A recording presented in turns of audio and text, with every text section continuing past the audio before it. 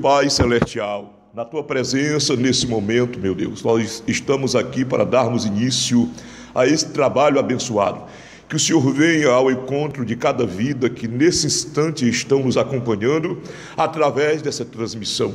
Que o Teu Espírito, Senhor, venha agir, venha operar e tocar nos corações. Nós te pedimos em nome de Jesus. Meus queridos e amados irmãos, nesse momento é uma satisfação muito grande se encontrar mais uma vez aqui para cultuarmos ao Senhor, todos nós juntos para a glória de Deus. Nós vamos ouvir a irmã Kelrinha cantando, louvando a Deus com o hino. Céus, meus compadres, Senhor. Tu és a minha luz, a minha salvação, e a ti me renderei. Se ao teu lado estou, seguro em tuas mãos, eu nada temerei. Oh, tu és santo, ó Senhor. Oh, tu és digno de louvor. Só em ti confiarei, eu nada temerei. Em frente eu irei, pois eu sei que vivo estás. Um dia voltará do céu pra nos buscar, pra sempre reinará. Aleluia. Vem Jesus, vem Jesus, Maranata, ora vem Senhor Jesus. Vem Jesus, vem Jesus, Maranata, ora vem Senhor Jesus. Só em ti confiarei, eu nada temerei. Em frente eu irei, pois eu sei que vivo estás. Um dia voltará do céu pra nos buscar, pra sempre reinará. Aleluia. Meus queridos e amados irmãos, vamos à Bíblia Sagrada. Primeiro livro dos Reis de Israel, capítulo de número 17, versículo de número 1. Então Elias, o tesbita, dos moradores de Gileade, disse a Acabe: vive o Senhor Deus de Israel, perante cuja face estou, que nestes anos nem orvalho nem chuva haverá, senão segundo a minha palavra. Quando nós começamos a meditar nesta passagem bíblica concernente à chamada, a trajetória deste profeta Elias, quem não conhece esta história? A história do profeta que teve a liberdade, que teve a oportunidade de realizar uma das maiores cruzadas no Antigo Testamento lá no Monte Carmelo. Quem não conhece a história de Elias? Elias, ele é um dos profetas bastante conhecido, tanto Elias como Moisés e demais profetas que a Bíblia faz menção. Mas eu quero trazer nesse momento uma reflexão rápida ao seu coração, inerente a esse assunto relacionado ao profeta. Meus queridos e amados irmãos, o texto relata exatamente acerca da missão de um porta-voz, da missão de alguém quando é chamado, quando é vocacionado por Deus para cumprir um propósito aqui na terra. Eu tenho certeza que você foi chamado por Deus para cumprir um propósito aqui na terra. Você não é servo de Deus aleatoriamente, você não é crente De qualquer maneira, você é crente, por quê? Porque Jesus te chamou e você está nesse momento aí do outro lado, me acompanhando, ouvindo esta palavra. O texto faz menção acerca deste cidadão. Eu poderia esmiuçar com mais precisão cada ponto, cada relato acerca desta vida, deste homem de Deus, que deixou durante a sua trajetória ministerial marcas gloriosas do seu ministério. Mas algumas verdades eu aprendo aqui acerca deste profeta Elias. Elias, ele era um porta-voz na mão de Deus, ele era um porta-voz de mão cheia. E eu entendo que quando eu faço menção de porta-voz é aquele que representa. Elias representava o próprio Deus. Aqui na terra também não é diferente, a igreja, ela representa o próprio Deus, a embaixatriz do céu, a coluna em firmeza da verdade. Quando eu observo dentro desse texto, do capítulo 17, do primeiro livro de Reis, eu entendo aqui a missão do profeta, a vocação do profeta, a vocação de um homem de Deus, a vocação de uma mulher de Deus. Eu entendo algumas verdades relacionadas ao profeta, relacionado ao servo ou à serva do Altíssimo. Meus queridos e amados irmãos, todo profeta de Deus tem marcas. Todo profeta de Deus, ele carrega marca na sua vida, marca na sua história. E algumas verdades que eu pude extrair desse texto é que profeta que é profeta, servo de Deus, crente que é crente, homem de Deus que é homem de Deus, mulher de Deus que é mulher de Deus. Eu entendo, aprenda comigo, que um profeta que é verdadeiro profeta, este profeta, ele tem nome, porque no versículo de número 17, verso 1 diz, então Elias, quando eu falo que o profeta tem nome, em toda a Bíblia Sagrada, você vai encontrar os profetas, servos de Deus. Sempre quando Deus chamava alguém para ser um profeta, para ser um porta-voz dele na terra, Deus o chamava pelo nome. Nós observamos Deus chamando, por exemplo, o Abraão, e Abraão ele disse, eis-me aqui. Nós vemos, por exemplo, Deus ele chamando a Moisés, Moisés. Nós vemos, por exemplo, Deus chamando a Samuel, Samuel.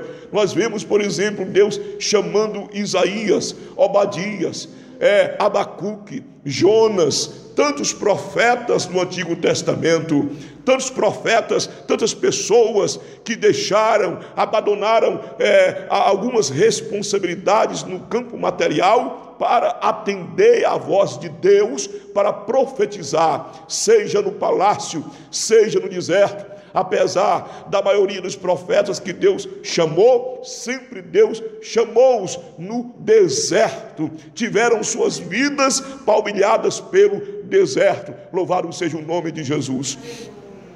E eu entendo que o profeta que é verdadeiro profeta, a primeira coisa que existe na vida deste profeta é que este profeta, ele tem nome. Afinal de contas, Deus ele chama o seu servo pelo nome. Coisa gloriosa é quando nós, como cristão, você que faz parte da igreja, da noiva do Cordeiro, Deus colocou um nome em você. Deus não te chama pelo apelido, Deus ele te chama pelo teu nome. Aleluia. A melhor coisa que a gente tem ainda na nossa trajetória aqui na terra, para preservar em meio a todas as bênçãos que Deus tem reservado a nós, é o nosso nome. Aqui Deus lhe chama o profeta, ou seja, a primeira coisa que o profeta que é verdadeiramente profeta, é que esse profeta, ele tem nome. A pior coisa que possa existir na vida de alguém é quando esse alguém perde o seu próprio nome. Tem pessoas que já têm perdido o seu próprio nome, já tem mais nenhum nome, mas eu glorifico a Deus porque você você que está me acompanhando nesse momento, você tem um nome a zelar, aleluia. Nome aqui faz referência ao caráter, a uma vida ilibada na presença do grande Deus que fez os céus e fez a terra. A segunda coisa que eu observo aqui no texto bíblico, que um profeta, para ser verdadeiramente profeta nas mãos de Deus, ele tem origem. Versículo de número 1. Então Elias, o tesbita, dos moradores de Gileade. A Bíblia faz menção que Elias, ele fazia parte, aleluia, como um dos moradores de Gileade. Significa que o profeta Elias, ele tinha origem. Elias não era considerado como um forasteiro que ficava andando daqui para acolá, de acordo com a sua vontade. Não, Elias, ele tinha origem. Nós estamos vivendo hoje tempos difíceis na face da terra, em que muitas das vezes, quando alguém se auto-intitula pregador, quando alguém se auto-intitula profeta, ou até mesmo cristão crente em si, esse crente muitas vezes você vai procurar lá o histórico dele, o histórico dela, e muitas vezes ele não tem um histórico. Uma hora ele está na Assembleia de Deus, outra hora ele está na Igreja Batista, outra hora ele está na Metodista, outra hora ele está na Adventista, outra hora ele está na Igreja fulano de tal. Meus queridos e amados irmãos, eu quero dizer para você que o profeta, o crente verdadeiro que serve a Cristo, ele tem origem, aleluia. Ele não fica pulando de galho em galho, não, ele tem origem. Louvado seja Deus, ele tem origem, ele tem perseverança. Ele é como uma árvore plantada junto a ribeiro de águas. A árvore, geralmente, ela tem estrutura, ela tem estabilidade. É isso que a Bíblia Sagrada nos ensina. Profeta tem que, na verdade, criar história no lugar aonde ele nasceu, no lugar aonde ele foi gerado. Elias aqui, a Bíblia classifica que ele era um homem que habitava em Gileade. Significa que ele tinha origem. E eu pergunto a você nesse momento, qual é a tua origem? Qual é o teu histórico? Quem é o teu pastor? Qual é a igreja aonde você se congrega? Com quem você aprendeu? Quem é o seu mestre? Você gosta de escola bíblica dominical? Você gosta de participar dos cultos de doutrina? Você gosta de contribuir na tua igreja? Ou você é um tipo de profeta que se faz, que não tem origem, não tem história, não tem igreja para congregar, não tem pastor, não tem direção de Deus, não tem nada? Aprenda com o profeta Elias. Elias não era simplesmente um profeta, mas Elias também, ele tinha origem, ele tinha história, ele tinha estrutura, ele tinha estabilidade. Louvado seja e bendito, oh glória, o nome do Senhor para todos sempre. A terceira verdade que eu aprendo aqui acerca de um profeta, quando ele é verdadeiramente profeta, é que o profeta de Deus, o homem de Deus, o servo de Deus, a serva de Deus, que se diz ser servo do Altíssimo, ele tem que ter coragem. No versículo de número 1 ainda do capítulo 17, Elias, o tisbita, dos moradores de Gileade, disse a Acabe, olha aí, vou repetir novamente para que você possa absorver. Então Elias, o tisbita, dos moradores de Gileade, disse a Acabe. Para falar com Acabe, tem que ter coragem. aleluia, que é uma das características de alguém que se diz profeta. Tem que ter coragem. Nós estamos vivenciando momentos da história mundial, aonde muitos crentes não têm levado a sério as verdades divinas. Nós estamos vivenciando momentos de bajulação, aonde pessoas são bajuladas, muitas das vezes vivendo na prática do pecado, em uma vida de pecado. E muitas das vezes o profeta não tem coragem de falar a verdade. Mas nós observamos aqui o profeta chegando para Acabe. Foi que Acabe disse, pastor. Acabe disse, ou melhor, o profeta Elias disse para Acabe: ó glória, vive o Senhor Deus de Israel. Vive o Senhor Deus de Israel. O que é isso? É que todo profeta que é profeta de Deus, ele tem que ter o que? Intimidade. Vive o Senhor Deus de Israel, cuja face estou, que nestes anos nem orvalho, nem chuva haverá, senão segundo a minha palavra. A primeira verdade que eu analiso aqui no versículo 1 do capítulo 17, que todo profeta de Deus que é profeta verdadeiramente, a primeira coisa que ele tem que ter é o nome, aleluia. A segunda coisa, tem que ter origem, história. A terceira coisa, tem que ter coragem. Disse Acabe: nós estamos precisando, nos últimos dias, antes do arrebatamento, de homens e mulheres de Deus que tenham coragem. Coragem para quê, pastor? Não para denegrir a imagem de ninguém, não para afrontar o seu semelhante, mas a coragem aqui, ela está relacionada com o enfrentamento do mal, o enfrentamento do pecado.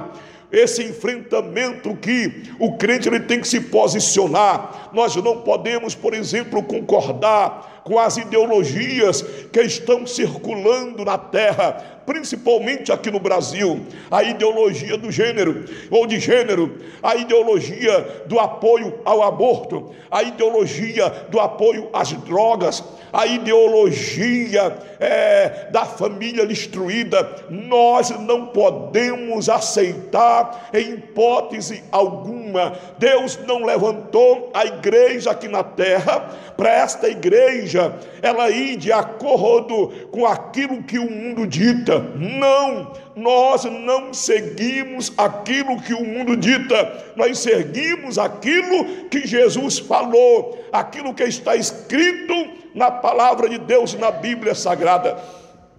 Então a igreja do Senhor Jesus, ela tem uma missão muito importante aqui na terra. Não é aquilo que os governantes eles pregam, tudo aquilo que eles pregam, tudo aquilo que eles falam, que se chocam com a palavra de Deus. A igreja ela não pode se calar, a igreja não pode ficar estacionada no meio do tempo. Deus não levanta covardes para a sua obra, Deus não levanta gente que não tem coragem, Deus não levanta ninguém para ficar bitolado dentro dos seus conceitos mesquinhos, apoiando o erro de quem quer que seja. Deus levanta alguém que tem coragem. Na época do rei Acabe, havia ali a proliferação da idolatria, o pecado crescente, a sociedade se afundando, e na nossa era não é diferente. Nós estamos presenciando em meio à tecnologia, a globalização, o pecado crescendo, a proliferação da corrupção, governantes que não têm a direção de Deus, mas andam de acordo com aquilo que existe na sua mente. Eu quero dizer para você que está me ouvindo, Deus ainda tem profetas na terra, Deus ainda tem vasos dele aqui na terra, que não coaduna, que não apoia, que não abraça as ideias, essas ideias satânicas, mas profetas que se levantam como voz profética na terra para dizer, seja ao governador, seja ao prefeito da cidade, seja a deputado, amados, seja quem for, Deus, Ele tem profetas na terra. Deus, Ele tem a sua igreja na terra. A igreja que faz a diferença, a igreja que ainda prega a verdade, a igreja que ainda anda na luz, a igreja que ainda tem um reflexo de Cristo na sua vida. Bendito seja e glorificado seja o nome do Senhor. Aleluia. A quarta coisa que eu observo aqui no texto bíblico, meus irmãos, é que o profeta que é verdadeiramente profeta, que foi chamado para ser diferente, esse profeta, ele tem intimidade. O profeta Elias disse para Acabe: vive o Senhor Deus de Israel, perante cuja face estou. O que é isso, meu querido?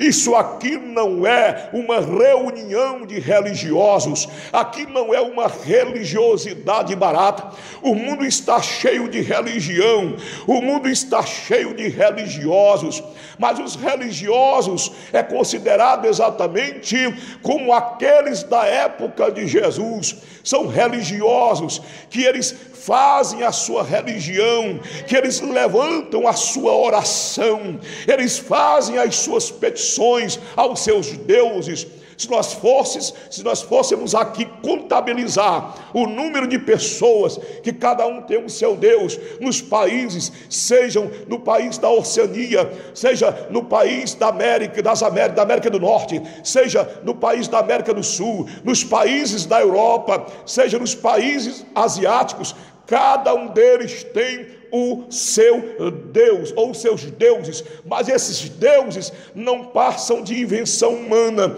de imaginação humana, que tem boca, mas não fala, que tem pés, mas não anda, que tem ouvidos, mas não escuta, que tem nariz, mas não cheira, que tem olhos, mas não enxerga, que tem boca, mas não fala, que tem garganta, que tem língua, mas não tem nenhuma ação, não tem nenhuma reação. Aleluia. Essa intimidade que eles têm com esses tipos de deuses são intimidades espúrias, intimidade falsa, intimidades que não têm resposta. Mas o Deus de Elias é o Deus de Abraão, o Deus de Elias é o Deus da igreja. Esse Deus de Elias, ele disse para Acabe, ele falou para o monarca, e você sabe que monarca dando uma ordem, levantando um decreto, está decretado. Mas o profeta chega, e quando o profeta chega para profetizar, ele não está nem aí com aquilo que é decretado por alguém ímpio. O profeta diz: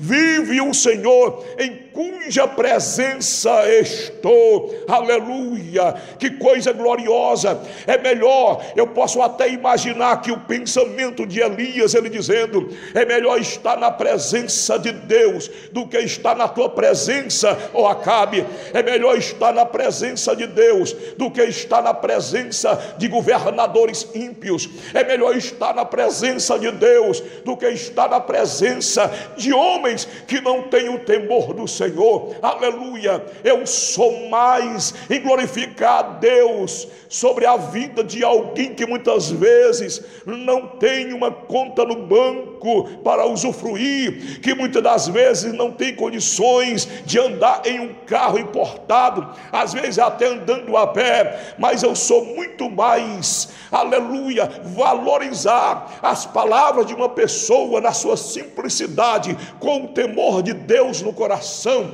temendo a Deus, do que valorizar as palavras de alguém que é avarento, gente da elite, que muitas das vezes aparenta ser alguma coisa, mas não são. Aleluia. Eu quero dizer para você que o profeta de Deus, quando eu falo de profeta de Deus, eu estou me referindo ao servo de Deus, à serva de Deus. Você pode na sua casa não ter R$1 para comprar amanhã, quem sabe até pão para o café. Quem sabe você não tem condições suficientes para pagar uma passagem de ônibus ou qualquer outra coisa para se deslocar. Mas eu quero dizer para você, se você tem intimidade com Deus, se você tem intimidade com o Senhor, acalma o teu coração, acalma a tua vida, fica tranquilo, fica tranquila, aleluia, porque